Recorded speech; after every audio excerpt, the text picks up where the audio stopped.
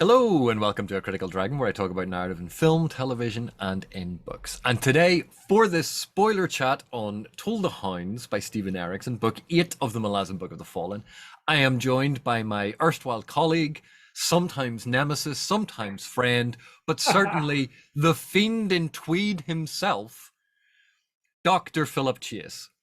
AP, my friend. The Fiend in Tweed has been out tweeted once again. You are wearing an exquisite jacket there, I must say. I bow to, ooh, look at the lining on that. Wow. I never thought to suffer such tweed envy, but I have to give it to you. That is a beautiful tweed jacket.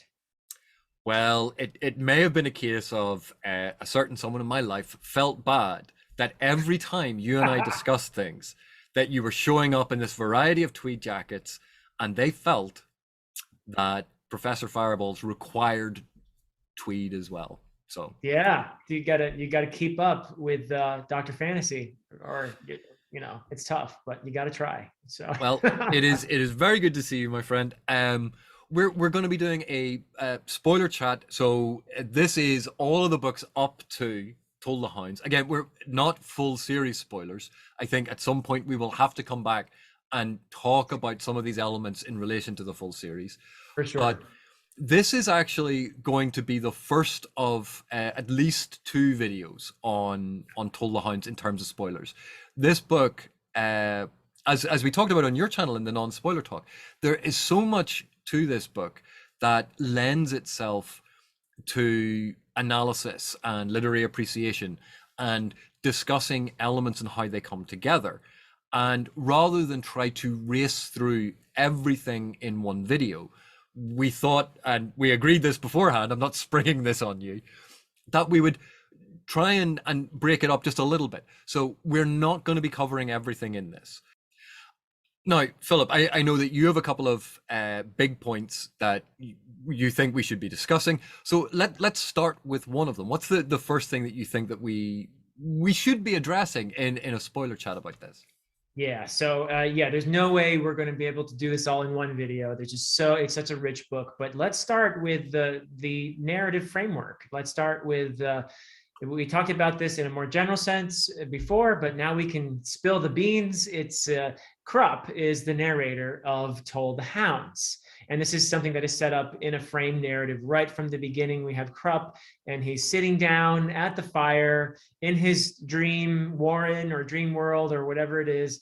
And he's talking with Krull, the elder god, and with this mysterious entity known as Fisher Keltath, who is somebody else that I want to talk about in regard to the narrative structure of this book, because I feel that Fisher also is a kind of a stand-in, if you will, a narrative voice that is sometimes in the story, but is also like Krupp. Sometimes it feels like Fisher's talking to me here a little bit, but Krupp definitely is. He's definitely he steps out of the story to address the reader at times during the book, but we also have, just from the very beginning, it's set up this way, and it ends with Krupp addressing us. So that, let's talk about that first, the narrative structure and these meta narrators that we have here who work on an extra diegetic level. Meta, Krupp, meta oh, diegetic. meta, see, I messed it up, Okay, but anyway, you know what I mean. right. So in the non-spoiler talk, I sort of broke down that aspect. One way of looking at diegetic levels, not the only Yeah, way, but one way.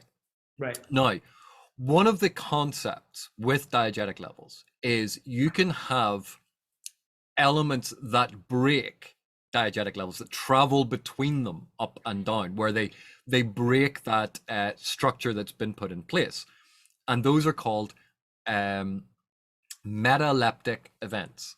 So metalepsis. And if you think so, diegesis is the narrative level, but meta as in metatextual, meta narrative, all of those sorts of things. So metaleptic. And that's when we have a breakdown of the narrative levels. So if you think in the never ending story, where Bastian is reading the book, The Never Ending Story, so he sees the things happening in the never ending story. And then you have a section, spoilers for the never ending story, in which the characters in the book are aware of Bastian reading the book, and the book is then narrating what Bastian is doing. So you have this breakdown of how the different diegetic levels are stacked in relation to each other, and it's a metaleptic event. And Krupp is one of these characters. His dream world is both part of the diegetic reality, quite frequently a hypodiegetic level, because it's an embedded narrative within the narrative, Right. but also something that can transcend and break narrative levels. So in some respects, it's also metaleptic. And Krupp as a narrator, and this is again one way of thinking about narrators. You can have heterodiegetic and homodiegetic. Homodiegetic from being the same as the diegetic level, so a character that is within the narrative. So, for instance, if you have a sequence where Fisher Keltath is sitting in Krull's bar and we get the start of him telling a story, he becomes a homodiegetic narrator because he is telling that story within the diegesis, and it creates a hypodiegetic level because that's an embedded narrative. Gotcha. So that's homodiegetic. Heterodiegetic is different to the diegesis. So that's where you have someone who is not a character within the diegesis is telling the story. So you can kind of understand that distinction. And Krupp can, in some respects, be seen as a homodiegetic narrator. He is both a character and a narrator. Yeah. Yeah. Although there is this frame as well where he's sitting down with Krull and with Fisher Keltath by the fire. And in that sense, he's both within and outside the story, isn't he? Yeah. But that's what I mean, that when we use these frameworks, it's not that they have to be rigidly applied. They are ways of viewing the narrative to try to break apart the different relationships between them, so that in our heads we get a better grasp of how things relate. And we could just say, oh, it's a frame narrative, and move on. And you don't need any of the stuff that I've just talked about. But it's a way of thinking about it in a different light, a different perspective that sometimes sheds light on various aspects. Well, and what's interesting to me then, once we get all that terminology squared away, and which is, I think, actually helpful. It is helpful to have labels for these things so that you can understand them and refer to them. But what's interesting beyond that as well is, okay, what does this help Erikson to achieve by having Krupp tell the story and having his voice at times sounds like any other Malazan book. It sounds like Stephen Erikson's writing most of the time, but sometimes Krupp will intrude. You hear him speaking, and sometimes he will speak directly to you, the reader. So what does Erikson achieve by doing this? And that's what's interesting to me, because it affects the tone of this book in very significant ways. This is a book we're going to talk about. The other thing we're going to talk about today, at least, is the grief and the mortality aspects of this. But having Krupp be this narrator who is reaching out to the reader as often a consoler, because he's telling this story that is very heavy and devastating at times. But he can take this very playful tone simultaneously because he's Krupp, right? And he's this mysterious, for me, fun character. I know not everyone loves Krupp, but I love Krupp. I think he's just a fascinating personality, and I actually enjoy the way he talks about himself and all of that. But having his playfulness in there is a very important thing for this book because it affects the tone throughout.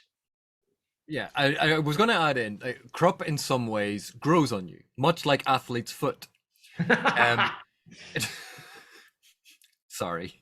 But when you can see this as a very deliberate, stylistic, artistic choice. When you're dealing with very heavy, weighty, emotion-ridden subject matter that is dealing with grief, one of the ways to mitigate the heaviness of that is to choose a more informal way of relaying the story, to not let it become a very dark and somber tone.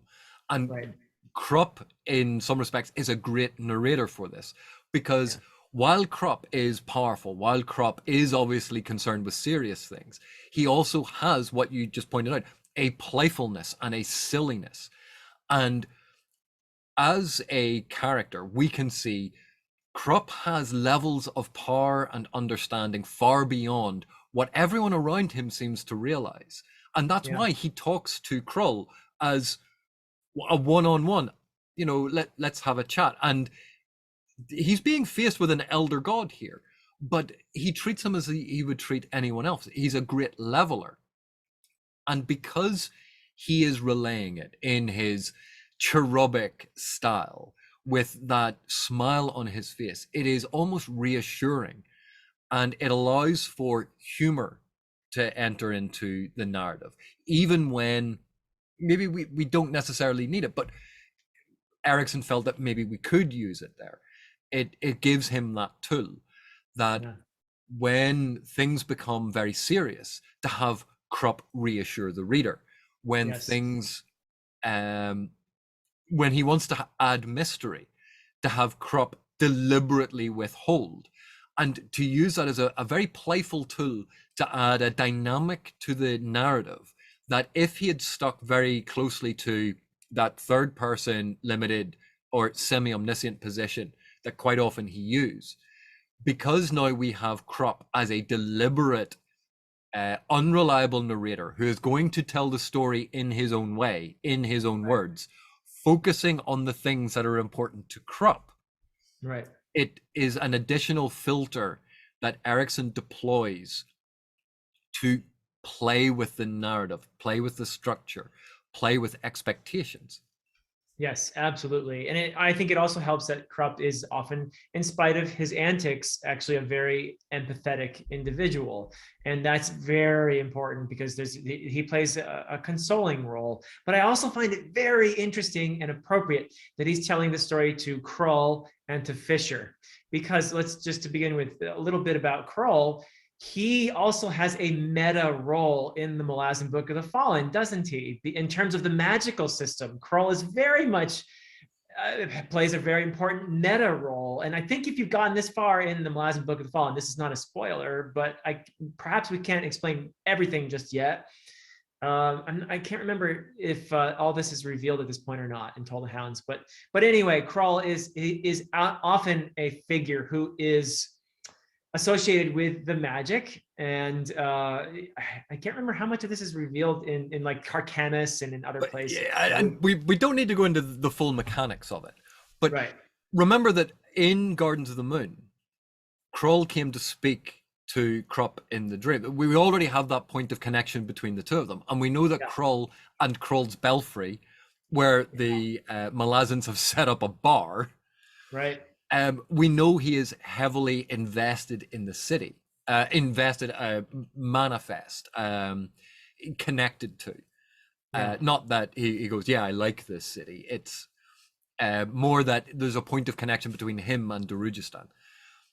And Krupp, in some ways, is a guardian of Darujhistan. That we've seen that element as well in the Malazan Book of the Fallen. So to see these two characters caring about the city and talking about these events, these earth-shattering events that reshape the landscape, the metaphysical and physical landscape and the political landscape of the Malazan reality, happen in Darujhistan. Like, these are, to describe them as cataclysmic is maybe going slightly too far, but certainly having ramifications that extend far beyond Darujhistan. Yeah, absolutely. And then, of course, there's Fisher, who I had the feeling while I was reading Toll the Hounds, and that Fisher is in some sense a kind of a stand-in for Stephen Erikson. That was my feeling as I was reading this, particularly because so many of the poems as well. So having Krupp tell the story to Krull and Fisher plays a role in a lot of the would they be meta-diegetic elements, these poems, the epigraphs that keep appearing? You tell me what those are. You're going to tell me anyway, but Fisher's there. He plays that role, but he's also a very interesting character who I feel like sometimes is within the story, but is also kind of looking at the story from outside. So he has a kind of, not as explicitly as Krupp, but I feel like Fisher is also recording this story somewhere in a bardic fashion for us. And so his perspective is a little bit different from Krupp's and from say the historian Duiker's. So at some point I want to talk about a particular dialogue between Fisher and Duiker that takes place in Kroll's bar. But you wanted to say something, I think, about those epigraphs. What would you call those? Right. To be honest, it doesn't really matter. But Okay. and there are a couple of different ways of framing it, because we can see the epigraphs as extra diegetic inserts because they do not exist on the diegetic level. Right. They are homodiegetic in that they are from the diegesis because they exist in that world. And if Fisher had been telling them in the bar, or at any point, they would have created a hypodiegetic level. But they are extra diegetic because they are attached to chapter breaks, which don't obviously exist in the diegesis. And it's not even a meta diegetic level because the chapter break is not part of the diegesis at all. It's an artificial insert. So it is extra diegetic. It's outside of the diegesis.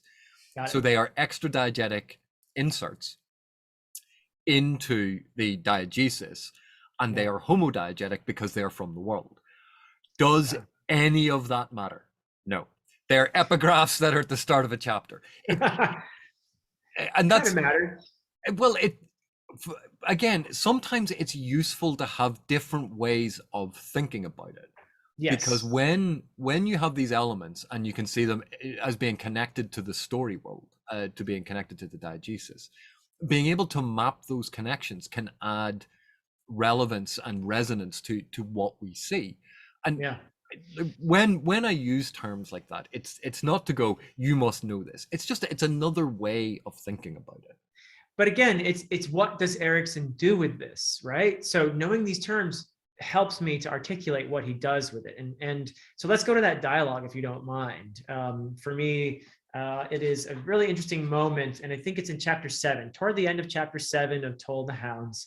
And it's an exchange between Duiker and Fisher.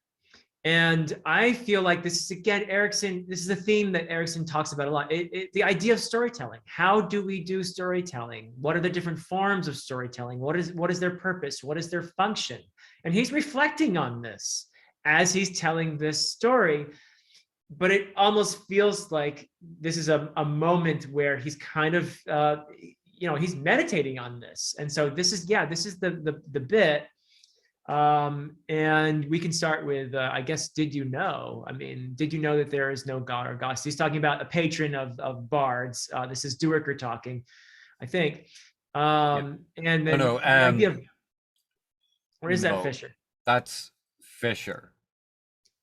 The bard. Oh yeah, you're right. Yeah, you're right. It is Fisher, of course. Yeah. That's Erikson for you. You got to figure out who's talking where. So, anyway, that's Fisher. To be fair to Erikson, it's made explicit earlier on. Yes, you're going back and forth. That's good writing. That's good writing. So that is Fisher saying no patron for the bards. So there's an element of freedom there, right? And this is where it gets interesting. Not that I'm aware of. Does this mean I'm free too? This is Duiker, right? And then Fisher comes back with, it said, you told the tale of the chain of dogs once here in this very room. Now we're getting into the function of storytelling, right? And then Duiker's terse reply, laden with emotion, if you know this character, once. And that you have been trying to write it down ever since. This is all about storytelling and, of course, grief wrapped in it as well. You have Duiker's grief, which is a big part of the series. And failing, what of it? You can hear the terseness again in his reply there, right? And failing, what of it? It may be that expositional prose isn't right for the telling of that story, Duiker. Now, I just feel like that is such an important sentence there, isn't it? Oh, the bard puts this in, because, sir, you see their faces. And then we see Duiker's anguish there, right? You don't know me well enough for such matters. Rubbish. And this is, Fisher is also performing, I think, a very important function here in this exchange. He is trying to help Duiker confront his sorrow, his grief here. Rubbish, this isn't a personal theme here, historian. It's two professionals. And they're different kinds of professionals, aren't they? You have the historian and you have the bard, and they have different ways of telling stories. And there are different ways of conveying, what I'll put this in air quotes, truth, right? In their narratives, but different ways of going about their narratives. That's probably a better way to put it. So, but it's not personal. It's two professionals discussing their craft. It's me, a humble bard, offering my skills to unlock your soul and all it contains. And this is where I hear Erikson's voice a little bit here. A humble bard offering my skills to unlock your soul and all it contains. Everything that's killing it moment by moment. You can't find your voice for this. Use mine. So there are certain things that you can convey better in stories, certain truths that you convey through lies and through fiction, right? And that's a wonderful thing. Is that why you're here? Duiker asks, like some vulture eager to lap up my tears. Again, the bitterness there, the resentment, the denial. You are an accident, my reasons for being here. And Fisher is a mysterious character. Again, this hints at the meta quality to this character here, right? My reasons for being here lie elsewhere, right? So there's a bit of mystery here. Even if I could explain more, I would not, I cannot. In the meantime, Duiker, let us fashion an epic to crush the hearts of 1,000 generations. And then this breaks through to Duiker, doesn't it? Where he finally is able to reply with a nod, right? While the tears are coming. And it says, it begins with you and it ends with you. Your eyes to witness, very important word in the Malazan context. Your thoughts alone tell me of no one's mind, presume nothing of their workings. You and I, we tell nothing, but we but show. And now, if you can't hear Erikson there, I mean, that's Erikson talking to us too, I feel like. Yes, Duiker looked up. And so he's ready now. And then back into those eyes that seem to contain and hold sure the grief of the world. What's your name, Bard? Call me Fisher. What an exchange. And it's a fantastic passage. And there are a couple of additional points I want to raise before we sort of dissect this even further. Yeah. And the first is, obviously, we know when Duiker told this story, because at the end of Memories of Ice, that's when we had that line. It's like, let me tell you the story of the chain of dogs and basically break your hearts. Like this, this was when he told the story to the Malazans in the bar. Yeah. And now we're told, ever since then, he's been trying to write it down. Because he's a trained historian. He wants to commemorate, to remember, to make sure that what happened on the chain of dogs is never forgotten, that these lessons will live on the way that, historians do. And he has been blocked. The emotions are too much, that he cannot find the usual voice that he uses as an historian. And this is where we get the artist, the bard, the creator of fictions and poetry and story, not history. Yes. Steps in and says, use my voice. So instead of trying to tell it as a history, dress it as a different form of story. Use my voice, because that depersonalizes it. We'll remove you in some respects from it, and we'll tell it we will tell it in a different way. Yeah. And that gives Duiker psychic distance. It gives him distance from the narrative, that he can now think of it as a professional project rather than reliving it over and over again and tasting the adrenaline as these things were happening, feeling the grief as he relives these moments. Now he can think about it as telling a story rather than writing down what happened. And that's what we see Fisher offer. Two professionals discussing their craft. Yeah. That this is a different way to tell that particular story. And Duiker is not immediately on board with this, because like some vulture eager to lap up my tears, he thinks that Fisher is trying to take advantage of him, to take advantage of his grief, to make another great poem that Fisher can go and tell, and basically exploit his story, exploit his experience.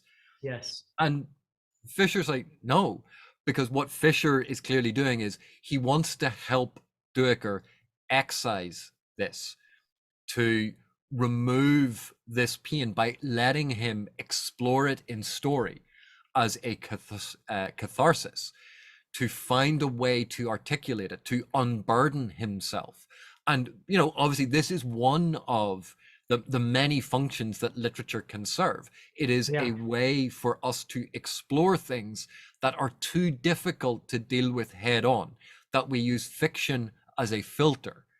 Precisely. And I think that is like a beautiful sort of exploration of this, an explanation of this. In other words, what we have here is Fisher Keltath telling us why Stephen Erikson has written not only Toll the Hounds, but the Malazan Book of the Fallen, right? Yeah. And of course, you know, part of what Erikson is renowned for, this short story style that he tries to use in his writing, which, you know, show don't tell. Yeah. But and again, people, I think, don't understand it as a rule, that they go, it must be, and it's, all stories are a balance between showing and telling. But we have that we tell nothing but we show. It's, we are going to show you this world, and you, the reader, you, the listener, you, the viewer, it's up to you to find the meaning in it. And we see so much of that in the stylistic choices that Erikson has used. And relating this then to the element that we were just discussing. So I'll just close this down. Sure. But relating this to the element that we were just discussing, where Krupp's voice is what this story is being told with.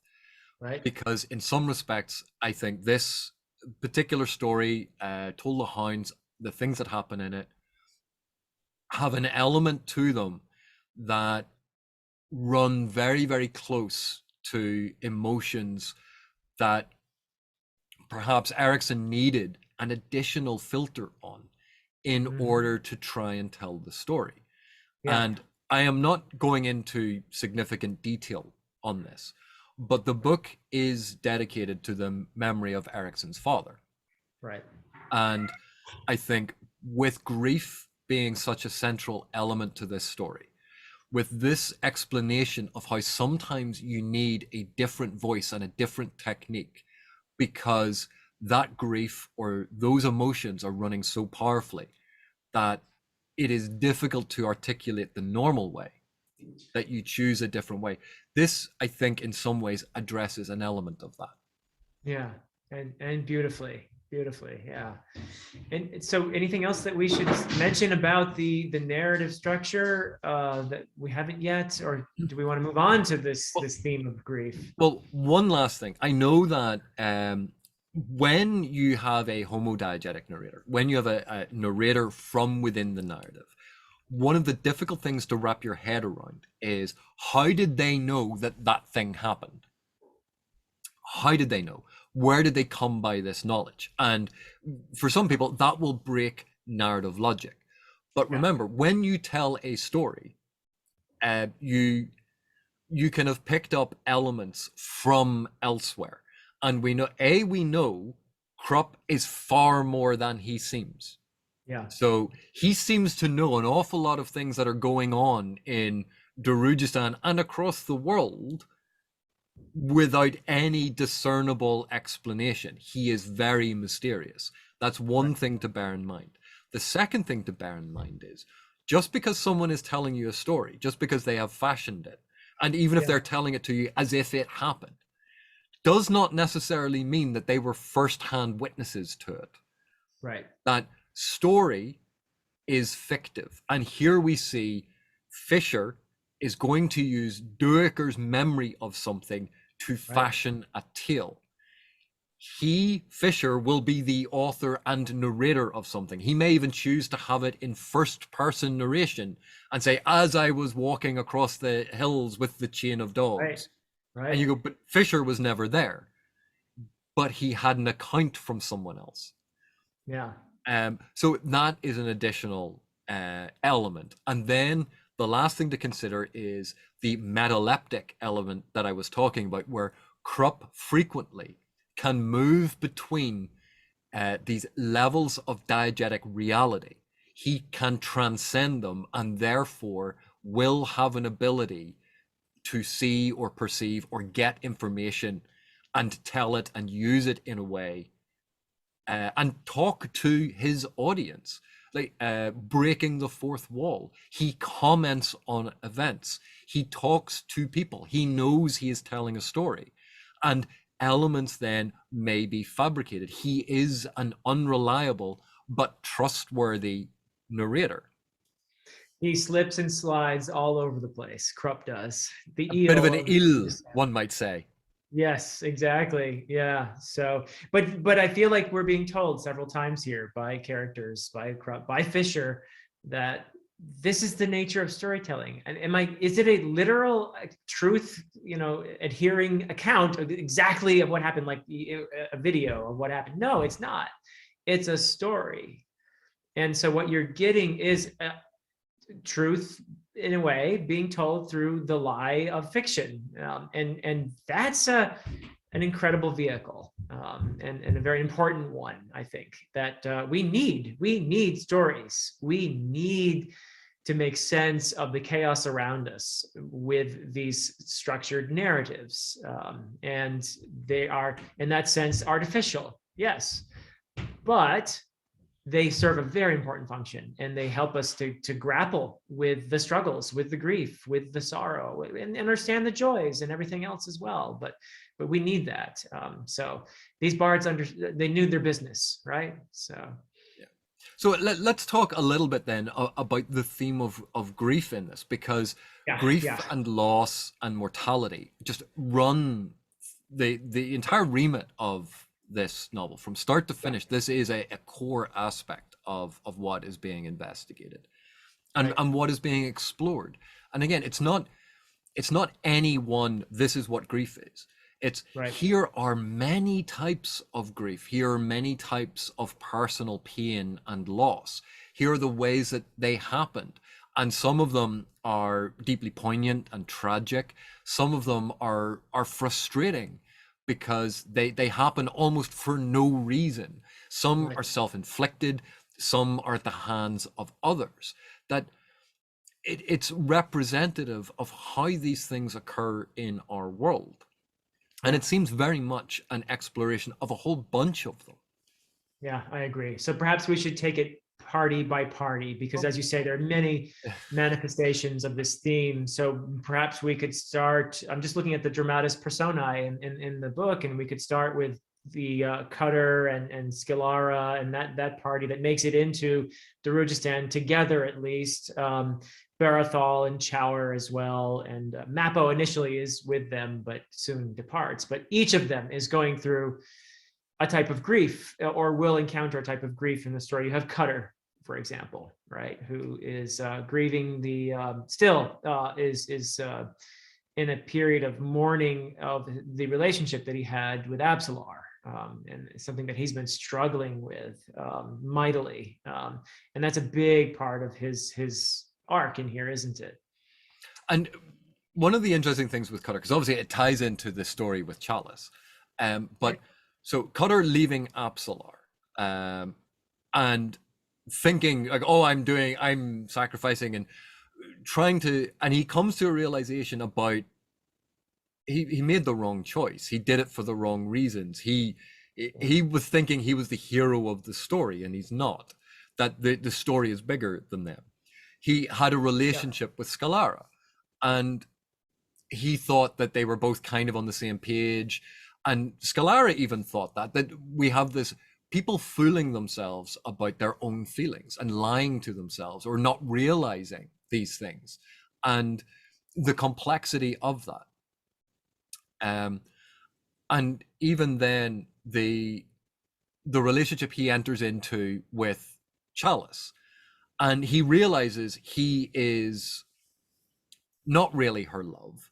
It's trying to get capture a piece of the past when he was an innocent, when she was an innocent, when almost looking back with nostalgia at these things and trying to recapture that Cutter is experiencing all of these things, the loss of the past, and the grief, and trying through his use of Chalice in much the same way that she is using him, that not all relationships are healthy, not all relationships, even when people say that they love each other, or even when they do have feelings for each other, they're not always healthy explorations of that, and they can be disastrous.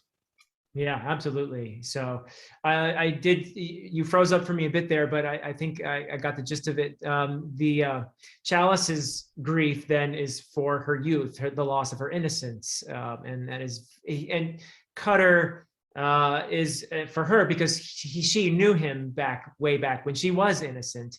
He is in a way of her trying to reclaim that, and then later, of course, to reclaim some element of control over her situation. So, but yeah, that is great.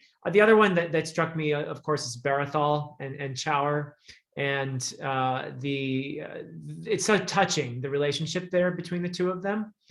But there's a moment when poor Barathol believes that he's lost Chower, and because of the very, I mean, this is more toward the end of the book when the convergence is happening and all this stuff is going on, but Chower essentially in the process of trying to save Barathol is grievously injured, and you have that poignant moment of just he's Barathol's grief there because he believes he's lost this.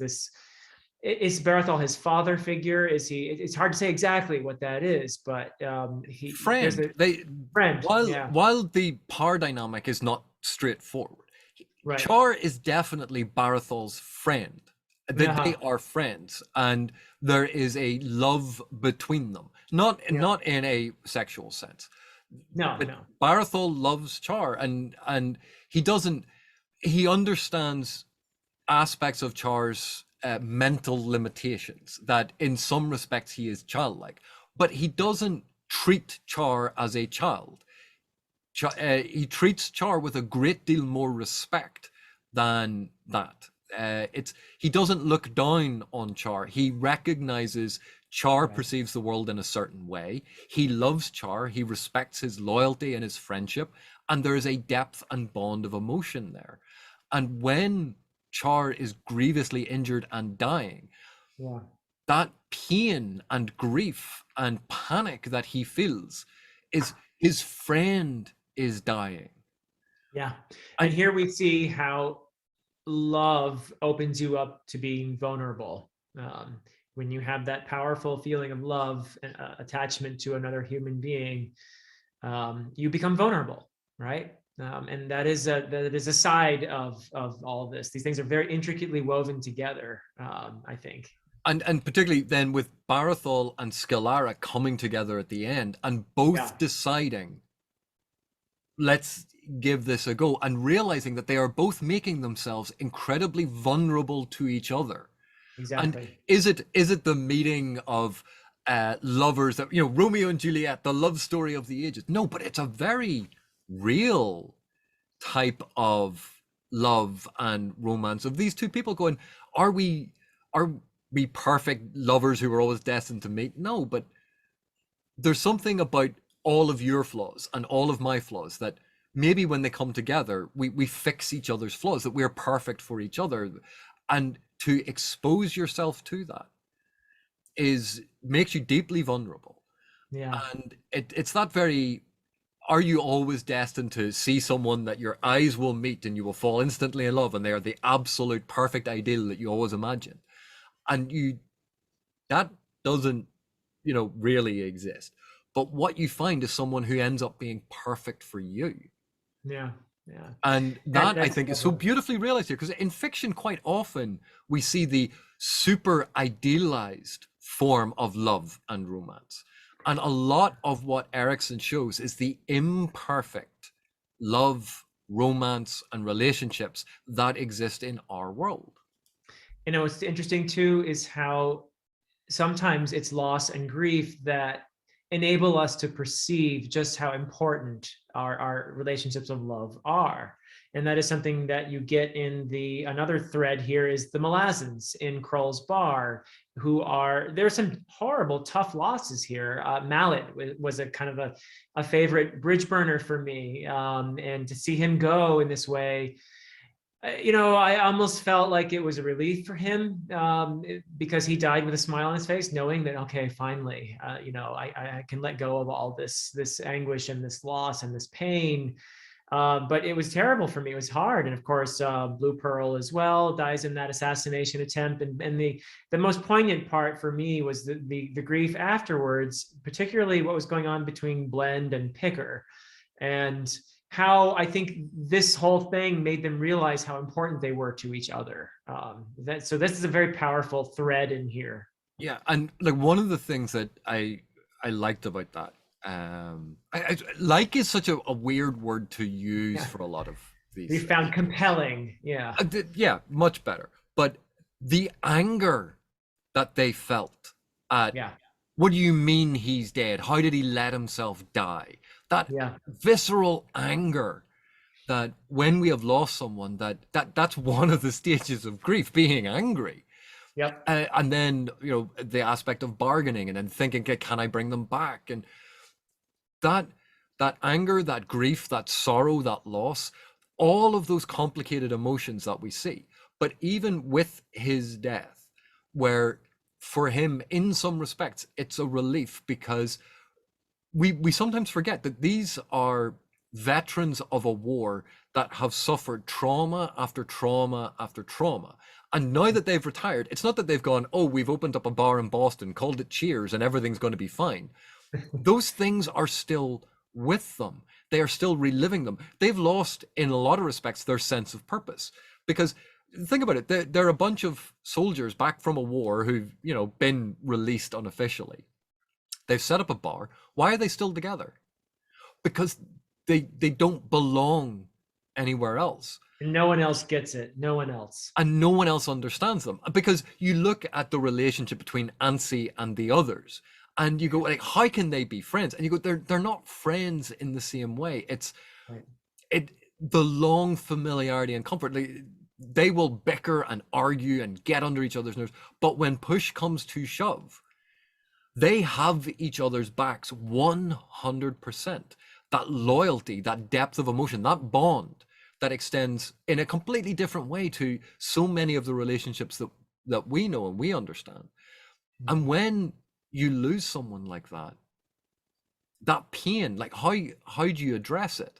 And, you know, we see that aspect here of these different soldiers reacting in different ways to try and understand, and then blaming themselves. Look at the number of times they blame themselves for the assassins coming, for not killing enough of the assassins, for, you know, it's not their fault, but they take that blame on themselves. The same way when we lose a loved one, that, you know, suddenly we think we're the center of the universe and there was something that we could have possibly done to change all of this. You go, there's nothing that we can do, but that never makes sense inside. We still blame ourselves in some respects. We still regret the things that we didn't do. Exactly. Yeah. I think that's probably a good segue to another thread where we see this theme of grief and loss, and that is Murillo. We have to talk about Murillo, and eventually that could segue into Stunny and Harlow, I think. But Murillo, wow. That's a tough one for me. And we begin early in the book with this scene where he nearly dies. And it's something that brings home to him his mortality. He is old, he's getting old, and he's becoming melancholy, and he's reflecting on his life. And gee, did I waste my life? You know, he does a lot of introspection here, but ultimately finds a purpose with when he meets Stunny and goes into action. You know, you have to admire the guy. He's a good heart. And to see the loss of him to in this book to Gorlos in that scene is just devastating. And the reaction of all the people back in what's the bar where they all The hang Phoenix out? Inn. The Phoenix Inn, right? Back in the Phoenix Inn, that is just a very potent scene when Rallick hits Cole, and there's this initial kind of, you know, they're going to go at each other, and they're trying to make peace, and Nice is there, and of course Krupp is there, and Cutter, and that's, wow, what a scene. But Murillo, I mean, and Erolta killing herself, and Erolta in despair, taking her own life. you know, the complicated emotions running through all of this. We have what is Cutter's reaction? Cold vengeance. Yep. And Chalice wanted me to kill that guy, and I wasn't going to do it because he killed my friend. And Cutter just shuts down. It's not about, he's not going to honor Murillo. He's not going to go to Murillo. It's like, no, I'm going to go and kill the guy. That's it. It's as if he knows part of him is dying in that decision too. He knows where he's going. And that's the anger and the vengeance and wanting to exact revenge for someone who has stolen something precious from you. That violence, that rage that needs an outlet. That's Cutter's reaction. And we can recognize that when a loved one dies. Then you have Call complaining that the wine isn't alcoholic, that he can't lose himself in this. Wanting to hide, wanting to lose yourself so you don't have to deal with the grief. And we can recognize that aspect. And of course, that's why he gets cuffed around the head, because how dare you hide from this? How dare you disrespect our friend? Because we need to honor them. We need to celebrate their life. We need to show how much they meant to us and not run away. These are so many different aspects of how we grieve, all these different emotions. And Erolta's despair. Yeah. That is another emotion in this of, I cannot take it anymore. It is Call's fear and running away from it, taken to the extreme of, I cannot bear it. And you have to keep in mind Erolta's, it's been hinted at before when she had brought the it was a dates or something that was supposed to be Murillo's favorite, and she had this crush on him for years, which was unspoken. That was just such a hard thing to take. And seeing those aspects on the page, seeing them investigated, this is when I talk about it being poignant, when I talk about it being harrowing. It's such an explicit, overt investigation of all of those tragedies in our own lives, but investigated on the page to give us that distance, to allow us sometimes to reprocess things that we have pushed down inside ourselves. And this is why this book, and I said it in the non-spoiler talk, is so important to me, that the resonance and what this book means, what it speaks to in me, is so deeply personal, to do with a lot of stuff that I am not talking about on camera. But it helps me process that. Yeah, absolutely. It helps me deal with it. It helps me gain insight and sometimes distance, and sometimes to work at it a bit more and to come to terms with it a bit more. This is what Fisher was trying to tell Duiker. This is what stories are for, my friend, right? So yeah, it's beautiful, but stunning as well. So Murillo dies in an attempt to help her recover Harlow, and Stunny is obviously grieving in multiple ways here. She is still grieving over what was done to her, and the fact that she sees herself also as a failure as a mother.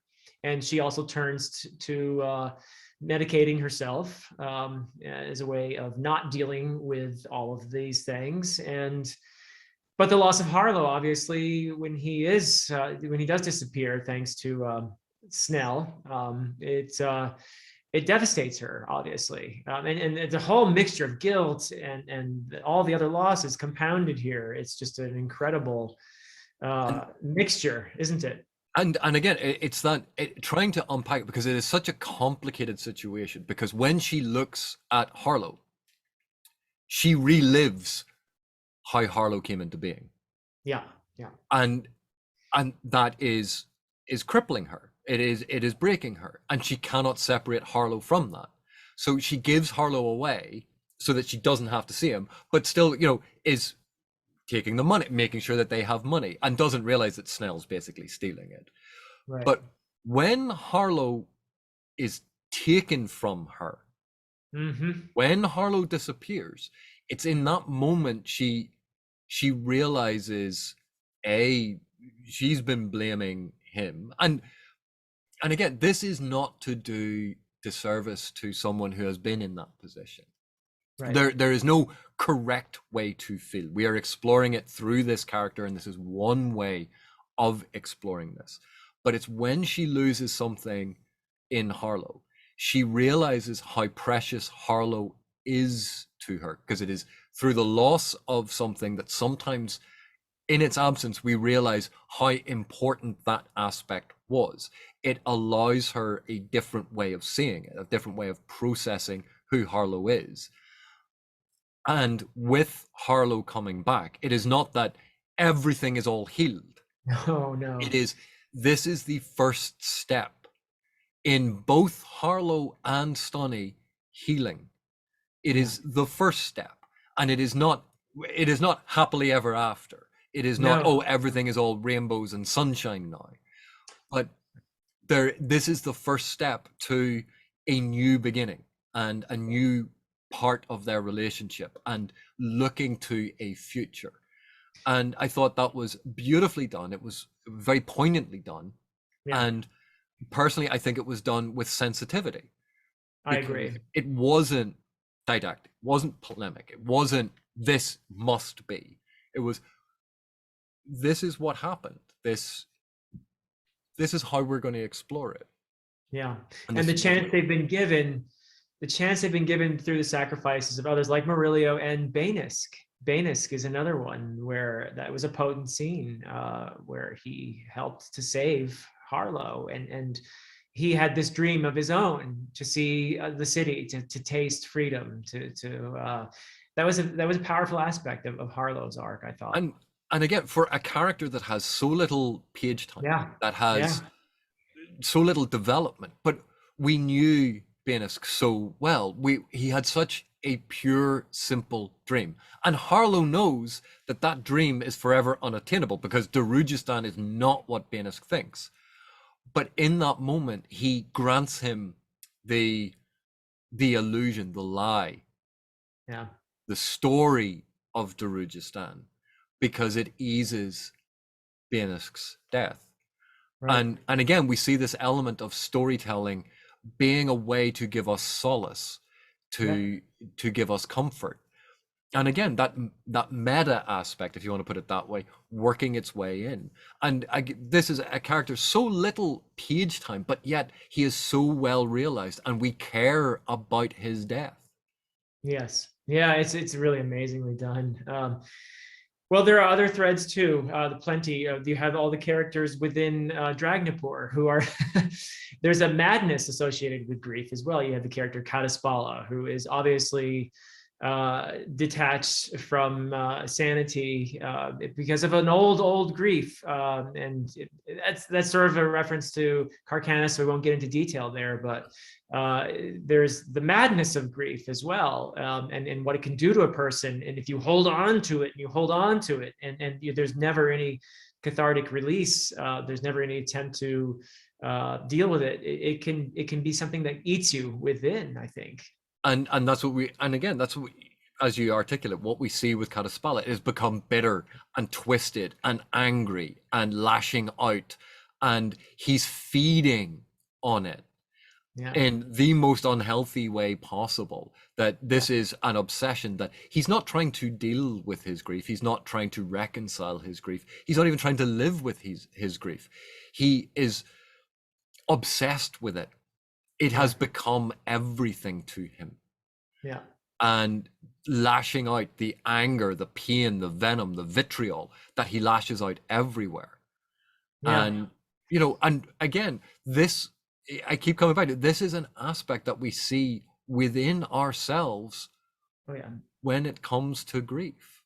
And you can contrast him with Pearl, the demon Pearl, in that same thread, or Draconis himself, who are all going through processes of grief. It's just so omnipresent. But in the interest of time, maybe we should move on to Calor. Is a character who surprisingly exhibits grief in here, doesn't he? He is not enthusiastic when he has to fight Spinnik Durov.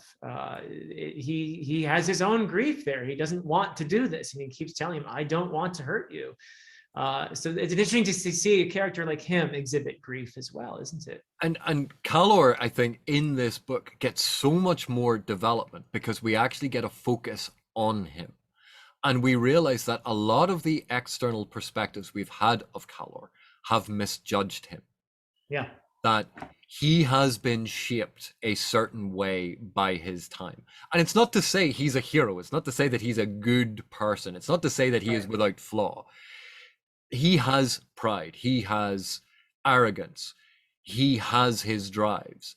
But he is not evil. Right. And he has suffered untold grief time and time again. And how much must that weather your soul and erode over time, that pain of grief of every loved one? And we get that little short vignette of offering immortality to what is presumably his latest wife, that he's remembering this, offering immortality to his wife, live with me forever. Yeah. And she kills herself because she cannot imagine an eternity with him. Yeah. That the burden of living that long, living beyond any reasonable expectation, living beyond how long we are meant to live, that to her is monstrous. And he realizes that she sees the monstrosity in him. And in some respects, he is a monster. And rather than do that, she kills herself.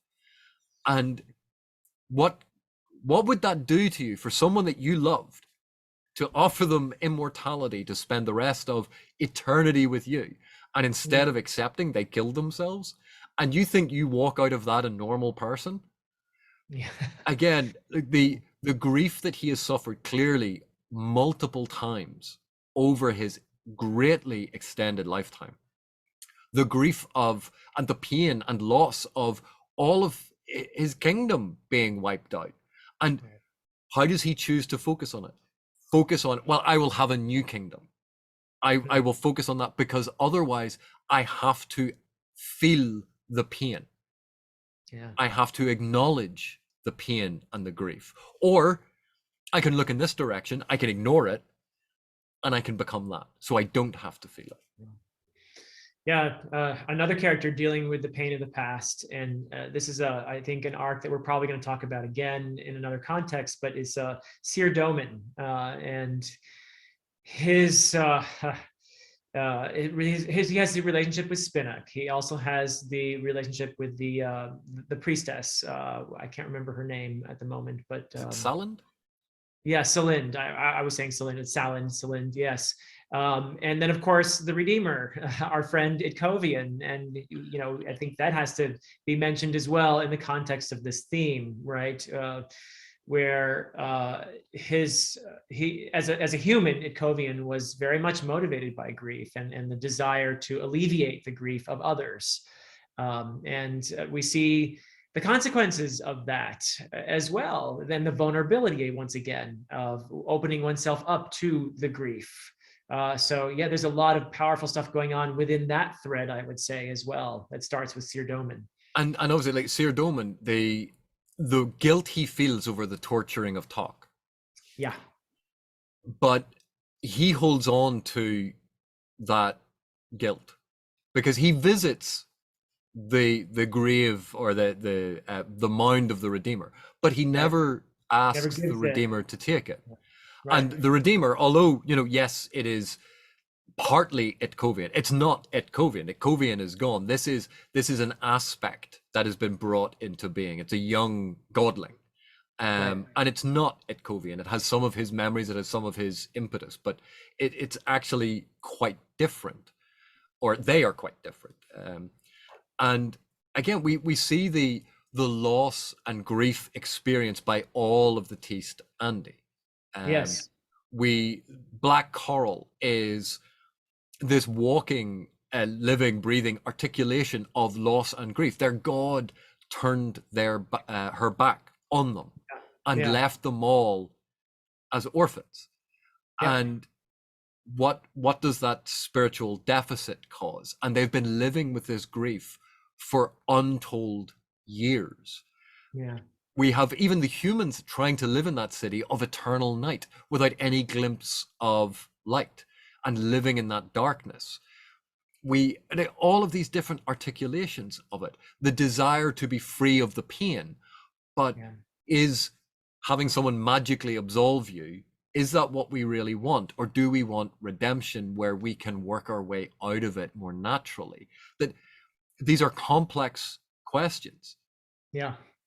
And I think what Erikson does is he gives all of that a face in the character of Endist Silan, who I think we see this most potently in this dwelling on the past and the mistakes that were made and the plays, the tricks that memories can play on you, in our process of grieving and so on and so forth. And his role with obviously Anomander is a character we need to talk about, but we're probably going to have to talk about a lot more than we will today.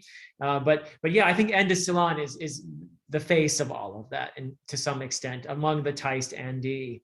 But you also have the younger Teist Andi, Nimander, and his party.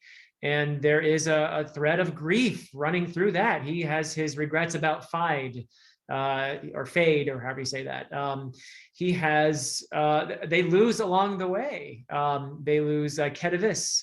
And so they lose one of their sisters, and that's terrible. And but they seem to be a group that is really struggling with, of course, the loss of their paternal figure, Andarist, as well. And They that's seem to it. be Their adrift. entire journey Yeah, was because of the loss of a parental figure. And they yeah, are now going in search of a new parental figure. parental And figure. lo and behold, when they get there, he's going to be dead.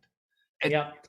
Even The Klipp has his grief, right? Even Klipp, I mean, as much as we don't like him, he has his grief. His people were wiped out, and he has that anger about that. Why weren't we protected? and So and even with Clip, and I know a lot of people dislike him, and it's absolutely fine to dislike him because he's very dislikable. But yeah, he has that, I don't care about them. They were dumb. And because they were dumb, that's why. And it's almost this self-justification. If I call them dumb, if I look down on them, if I say they were less than, it means I don't have to feel their loss as keenly. right, Because if they didn't mean anything to me, then them being gone doesn't mean anything to me. And right. I don't know about you, but again, like I see elements of that in how some people and some of us deal with loss, that Oh we my goodness. pretend, we lie to ourselves that it didn't mean anything. Because we tell that lie, we have to believe it. Otherwise, it will come surging back. And Clip is living this lie. He is giving articulation to this lie to make it real, because otherwise he has to deal with the fact that his entire people were killed. Right. Well, perhaps the biggest manifestation of an unhealthy way of dealing with grief is the dying god in here, who you can piece it together in Toll the Hounds. So this is nothing like a spoiler for the rest of the series, but it's Bellerdan. It's Or Bellerdan's at least skull a crusher. piece of A piece Belladon. of Bellerdan. Yes, yes. Who obviously lost his lover, Night Chill, and early, which is going all the way back to Gardens of the Moon, but lost Night Chill, and then you had the whole thing about Silver Fox and so on and so forth. But that piece of him that was in Silver Fox was banished from Silver Fox and becomes the dying god, and that seems to be an entity that is very much motivated by grief and the desire to experience an eternal dying. Is very much a sort of a both sadistic and masochistic, I suppose, embracing of grief, isn't it? And again, tying into this rage and this anger, and if I have to feel this, then everyone has to feel this. And Yeah. part of what we talked about of Kataspala, like buying into this madness and not wanting to ever let go, because your grief is the last thing that you hold on to of that person. Yeah. And once it's almost that thought in the back of your head that once I let that grief go, I have nothing left. And obviously that is not true, but that's how it can feel. Yes. And for Bellarden, letting go is not an option. And it's this struggling and this lashing out and this, I will make everyone feel this. I will obliterate everyone and I will get this power. And again, the lashing out, the external rage and focus, so that you don't have to have that inward focus to look at the actual pain and the source and deal with that. The external perspective, so that you don't have to deal with it.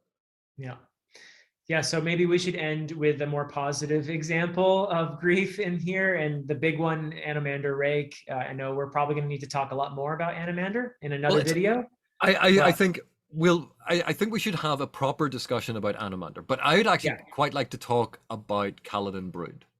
Ah, of course, yeah, and his reaction to his friend's death, Because what we see with Kaladin Brood is this: his relationship with Rake has gone back a long time, further than we know, and with Dragnapur lying there, with people wanting the fight over who is going to possess Dragnapur, and everyone is saying, this is really important, you must deal with this. And Brood looks at them and is like, no, this comes first. I deal with my friend first. Dragnapur, the fate of the world, the one of the most powerful weapons ever made, can wait, because the important thing is my friend. And he takes Anomander's body, creates a barrow, and he's not paying attention to the people watching him. It's not performance for anyone else. It's his own personal deep respect for a loved one, that a love and friendship that has gone on for so long that it is impossible to fully articulate. And he doesn't clean Anomander's body because Anomander's no longer there. He's respecting a lot of the Teast ways in those respects. But again, he's also respecting Anomander in his own way by creating a barrow, which the Teast never do. They would have just left the body. And so it's this wonderful amalgam of the personal approach about how you respect, as well as trying to honor their wishes as well. And it's that deep bond of saying farewell. And I find that so beautiful, so poignant, and so positive. Yeah, I agree. That it was a way of affirming rather than raging against the dying of the light. It's beautiful. It's beautifully handled, beautifully presented, and incredibly moving and poignant. And I think adding the citizens of Darujhistan having this sort of silent watch while it happens is also added to it. But it's very important that we had the personal reaction with Kaladin Brood, and that allows us to experience the loss of Anomander in a very personal way as well. But we also have the big testament, the grander testament to what his loss means, because the citizens of Darujhistan understand that he had tried to protect them more than once. And it's a testament to, the impact that this individual had in his life. right? And it's a beautiful testament. It's a beautiful thing. So I love the way that was handled as well. Very powerful moment in And here. just on that point that you raised, Yeah. the extension of that metaphor of a person can have a deep personal resonance and can mean so much to us, but quite frequently we overlook how important that person was to a whole lot of people we don't know. That Yeah. when we see Kaladin Brood's reaction, that is the deeply personal reaction, and he responds to Rake in a way that even the reader doesn't understand, that we don't have insight into. But we also see how Rake impacted all these other lives, Yeah. a multitude, a faceless multitude who Brood doesn't know and doesn't understand how Rake helped them. And I think we see this with our own grief as well. When we lose a loved one, like, we have that deep personal thing. And if you ever look round in a funeral, you go, who are all these other people? Yeah. Because they are there to show respect for someone who meant something to them. Right. And you might never have met them. You might know nothing about them.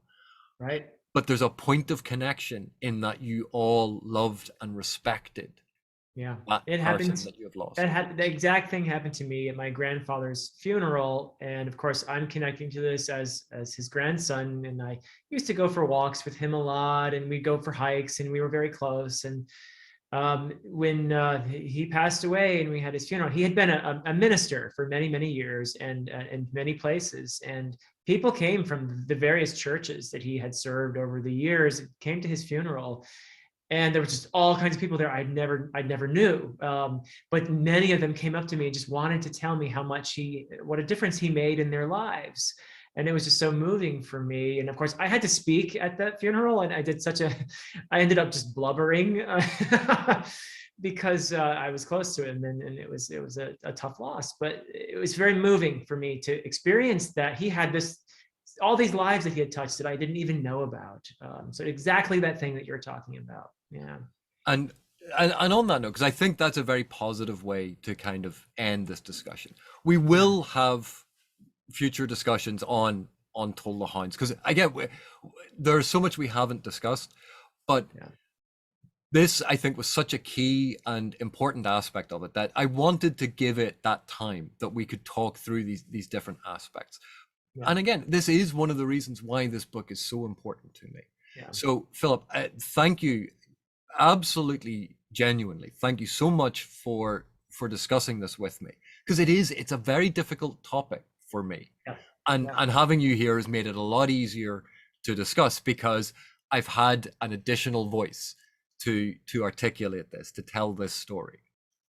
Well, AP, it's been wonderful reading this book, and it's been a very moving experience. And as always, talking about it with you has just made it that much richer for me. So I thank you in turn, and and just thank you everyone else for listening to us and our thoughts on this wonderful book. So thank you very much for watching. Thank you very much for your continued support, and we will see you in the next one.